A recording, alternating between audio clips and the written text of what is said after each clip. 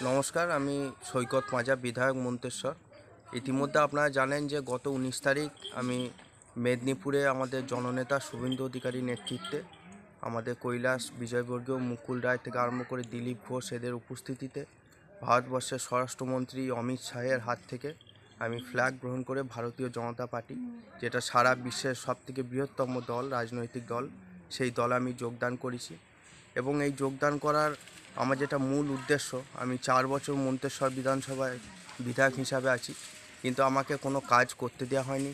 কার্যত আমাকে ঠুঁটো জগন্নাথ, বা কমার্সে একটা টার্ম আছে স্লিপিং পার্টনার, যে পার্টনারকে কোনো কাজে দেখা যায় না, শুধু তার নামটাই থাকে, সেই হিসাবে আমি ছিলাম।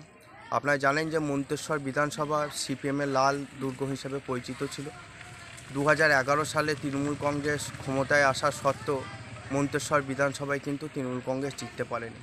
2016 সালে আমার বাবা সজল পাঁজার হাত ধরে মন্তেশ্বর বিধানসভায় তৃণমূল কংগ্রেস জয়লাভ করে। তারপর দুর্ভাগ্যবশত তিনি 6 থেকে 7 মাসের মধ্যে মারা যান। তারপর দল আমাকে টিকিট দেয় এবং আমার বাবা মন্তেশ্বর বিধানসভার প্রতিটা মানুষের সাথে যে সুসম্পর্ক গড়ে তুলেছিল, তাদেরকে যেভাবে পরিষেবা দিয়েছিল, তার জন্য মানুষ আমাকে ভোট দিয়ে সেখান থেকে জয়ী করেন এবং তাদের নির্বাচিত হিসাবে আমাকে বিধানসভায় পাঠায়। কিন্তু 8-9 মাস ঠিকঠাক চলে, তারপর একটার পর একটা চক্রান্ত, একটা বিভ্রান্তি সৃষ্টি করার চেষ্টা, পুলিশ প্রশাসন এবং আমাদের রাজনৈতিক কিছু নেতা মিলে আমার নামে একটা মিথ্যা এলিগেশন করে মমতা ব্যানার্জির কাছ পর্যন্ত পৌঁছায়। তো সেই সময় এক মন্ত্রীর ঘরে বসে রাত্রি 2টো পর্যন্ত বসে থেকে কিছু প্রমাণ করতে পারেনি। তারপর টাকা পয়সা দিয়ে একজনকে ব্লক সভাপতি করা হয়। তারপর থেকে একটার পর একটা চক্রান্ত, আমাকে ওপেন মঞ্চ থেকে অ্যাটাক করা হয় বিভিন্নভাবে, বক্তব্যের মাধ্যম দিয়ে, কোনো সময় আমাকে হুমকি দিয়ে, কোনো সময় আমাকে অ্যাটাক করার মানসিকতা নিয়ে। এবং পঞ্চায়েত ভোটের সময় তো আমাকে দল কোনো রকম কোনো ক্ষমতা দেয়নি, আমি কাউকে টিকিট দিতে পারিনি। আমি বারবার রাজ্য নেতৃত্ব, জেলা নেতৃত্ব সকলকে জানিয়েছি, শুধু জানানো না, লিখিত আকারে তথ্য প্রমাণ দিয়ে, audio clipping, video clipping, paper cutting দিয়ে জানানো হয়েছে। তো আমাকে বারবারই বলা হয়েছে, তোকে এইসব নিয়ে ভাবতে হবে না, তুই সপ্তাহে 2-3 দিন করে যাবি, শৈশাবোধ করবি। তো আমার বক্তব্য হচ্ছে, তাহলে আমাকে মানুষ এখানে বিধায়ক হিসাবে নির্বাচিত করেছে, তাদের জন্য যদি আমি কাজ না করতে পারি, তাহলে সেই দলে থেকে আমার লাভ কী? আমি এমন একটা দলে যেতে চাইছি যেখানে মানুষের জন্য আমি কাজ করতে পারবো, মানুষকে আমি পরিষেবা দিতে পারবো। আর অনেক ঘটনা ঘটেছে। সেই সময় মন্তেশ্বর ব্লকের কার্যকরী সভাপতি সব্যসাচী চক্রবর্তী, ডক্টর গৌরমোহন রয় কলেজের জিএস ইমরান শেখকে কুসুমগ্রাম বাজারে ফেলে মারা হয়েছে। আমি এক মন্ত্রীর কাছে যাই, বা আমার কিছু নেতাদেরকে, মন্তেশ্বর ব্লকের কিছু নেতাদেরকে তার কাছে পাঠানো হয়। তিনি বলেন যে মন্তেশ্বরের মার্ডার তো হয়নি, 4-5টা লাশ পড়ুক, তারপর গিয়ে আমি দেখব। তাহলে আমার সমস্যা হচ্ছে, আমি একটা মন্ত্রীর কাছে, যে আমার নেতা, তার কাছে পাঠাচ্ছি, সে যদি এরকম ধরনের কথা বলে, তাহলে আমি কার কাছে যাব? পঞ্চায়েত ভোটের সময় যখন যারা গুন্ডা মাফিয়া সদ্য তিনি সিপিএম থেকে এসে যোগদান করেছে, তাদেরকে পঞ্চায়েতের দায়িত্ব দেওয়া হচ্ছে, পঞ্চায়েত সমিতির দায়িত্ব দেওয়া হচ্ছে, এর জন্য আমি যখন বিরোধিতা করেছিলাম, তখন আমাকে প্রাণে মেরে ফেলারও একটা চক্রান্ত করা হয়েছিল।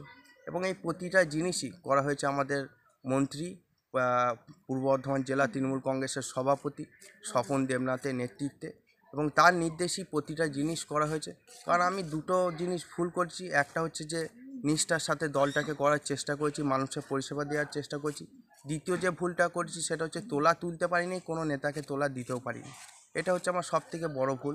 যারা তোলা দিয়েছে, তোলা তুলেছে, বিভিন্নভাবে তোলা তুলেছে, ছেলে মেয়ের ডিভোর্স করিয়ে তোলা তুলেছে, কেউ তাদের বিরুদ্ধে কথা বললে জরিমানা করেছে। টেন্ডারের টাকা পঞ্চায়েত থেকে 13টা পঞ্চায়েত, মন্তেশ্বর ব্লকে 13টা পঞ্চায়েতে 10% কমিশনের মধ্যে থেকে 5% কমিশন, 13টা পঞ্চায়েতে, পঞ্চায়েত সমিতি 10% কমিশন। আগে কমিশনের টাকা দিয়ে যাও, কন্ট্রাক্টরদের কাছে বলা হতো আগে কমিশনের টাকা দিয়ে যাও, তারপর তোমরা কাজ পাবে, বা টেন্ডার পেপার যেটা আছে সেটা পাবে। এরকমভাবে বহুবার বহুভাবে টাকা তোলা হয়।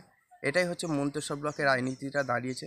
আর যে মানুষগুলোকে দায়িত্ব দিয়েছে দল, সেই মানুষগুলোর মুখ থেকে দলের নামটাই সোজা করে উচ্চারণ হয় না, তাদের মুখে উচ্চারণ হয় ব্লক তৃণমূল কংগ্রেস, না ব্লক তৃণমূল কংগ্রেস। একজন নেতা আসছেন মিটিংয়ে, তো মন্তেশ্বর ব্লকে একজন নেতা অন্য একটা ছেলেকে বলছে বেই হরি দেবে। এই ধরনের ভাষা আমি, যারা রাজনীতি করে, রাজনৈতিক যারা নেতৃত্ব দেয় রাজনৈতিকভাবে, তাদের মুখ থেকে আমি কোনোদিন শুনিনি। যারা সোজা করে পড়াশোনা যায় না, প্রথমে বেগুন বিক্রি করতো, তারপর ধানের ফোড়ে, তারপর নেতা, এরকম বহু মানুষ আছে। কেউ টিন বিক্রি করতো, টিন কিন্তু গ্রামে গ্রামে ওই রিক্সা করে গিয়ে টিন, বোতল ভাঙা এসব কিনে বেড়াতো। তার আজকে বিশাল বড় নাকি নেতা হয়ে গেছে। তো এইগুলোর বিরুদ্ধে আমি প্রতিবাদ জানিয়েছিলাম বলে দল আমাকে একদম কোণঠাসা করে রেখেছিল। তো সেই জন্যই বাধ্য হয়েছি আমাকে বাধ্য করা হয়েছে এক প্রকারভাবে যে এই দল ছেড়ে যে দলে গেছি সেই দলে মানুষের জন্য কাজ করার আমি সুযোগ পাবো, সেই জন্য গেছি। এবং এটাও আমি বলে রাখি যে আমার একটা বিশেষ সন্দেহ যে 2016 সালের সেপ্টেম্বর মাসে আপনারা জানেন যে সজল পাঁজা মারা গিয়েছিলেন, এবং আমি কিছু তথ্যও পেয়েছি কিন্তু সঠিকভাবে এখনও পাইনি যে সজল পাঁজার সেই সময় যে মৃত্যু হয়েছিল সেটা স্বাভাবিক মৃত্যু নয়, সজল পাঁজাকে খুন করা হয়েছিল, মার্ডার করা হয়েছিল। আর সেই সময় আমার বাবা মারা যাবার পরই আমি যখন বিধায়ক হই, আমি একজন উচ্চস্তরে একজন পুলিশ আধিকারিকের সাথে কথা বলেছিলাম। তিনি আমাকে বিষয়টা কিছু বলতে চান, মানে আমি একটা এনকোয়ারি টাইপের করতে চেয়েছিলাম, মানে কি ফোন রেকর্ডিং বা কীভাবে কী হয়েছিল। তিনি বলছিলেন মা ভাই আছে, জড়াতে যাও না, যদি তোমার এখন কিছু হয়ে যায় মা ভাইকে কে দেবে। তখনই আমার মনে সন্দেহ হয়েছিল, এবং আমি মেদিনীপুরে থাকাকালীন আপনারা জানেন যে আমার বাবা দীঘাতেই মারা গিয়েছিল। তো সেখানকার বেশ কিছু নেতৃত্বর সাথে বা আধিকারিকদের সাথে আমার কথা হয়েছে। তাদের কাছ থেকে আমি জানতে পেরেছি যে আমার বাবার যে মৃত্যু ছিল সেই মৃত্যুটা স্বাভাবিক মৃত্যু না, বা হার্ট ফেল যেটা কারণ দেখানো হয়েছিল সেটা স্বাভাবিক না, আমার বাবাকে মার্ডার করা হয়েছিল। কারণ গোটা ভারতবর্ষ জুড়ে আমি যেটা জানি রাত্রিবেলা কোনো জায়গায় পোস্টমর্টম হয় না, আর বাবার পোস্টমর্টমটা করা হয়েছিল রাত্রিবেলা 1:30-2টার সময়। তো সেটাতে একটা সন্দেহ জায়গা আছি, এবং পরবর্তীকালে আমি আরও কিছু তথ্য জোগাড় করে আমি এটা এনকোয়ারি করাবো, এবং আসল ব্যাপারটা কি সেটা বেরিয়ে আসবে আশা করছি। আর বিভিন্ন জায়গা থেকে আমার কাছে এটা খবর আসছে বা আমি শুনতেও পাচ্ছি যে আমাকে মেরে ফেলা একটা চক্রান্ত করা হচ্ছে।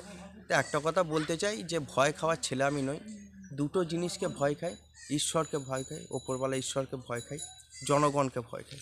তাছাড়া বোম গুলি বারুদ, যারা এই বোম গুলি বাদ নিয়ে রাজনীতি করে মন্তেশ্বর ব্লকে, তাদেরকে আমি ভয় পাই না। আমি এখনও বলছি যে লড়াই ইচ্ছা থাকলে সামনাসামনি আসুন, দেখছি লড়াই হোক, লড়াইয়ের ময়দানে দেখা যাবে কে কত বড় নেতা, কে কত বড় গুন্ডা মস্তান।